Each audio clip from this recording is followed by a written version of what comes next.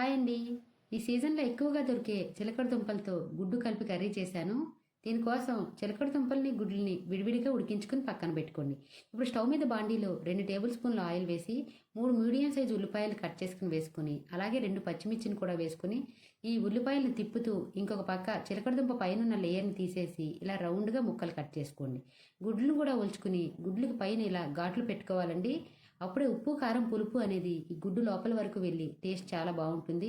నానబెట్టి ఉంచుకున్న చింతపండును కూడా రసం తీసుకుని ఉంచుకొని ఉల్లిపాయ మగ్గింది అనుకున్నప్పుడు రుచికి సరిపడా ఉప్పు, 2 టీ స్పూన్ల కారం, పావు టీ స్పూన్ పసుపు, చింతపండు రసం కూడా వేసుకుని అలాగే ఉడికించి ఉంచుకున్న చిలకడదుంప ముక్కలు గుడ్లు కూడా వేసుకుని ఒకసారి కలుపుకున్నాక ఇందులోకి మునిగే వరకు వాటర్ పోసుకోవాలండి.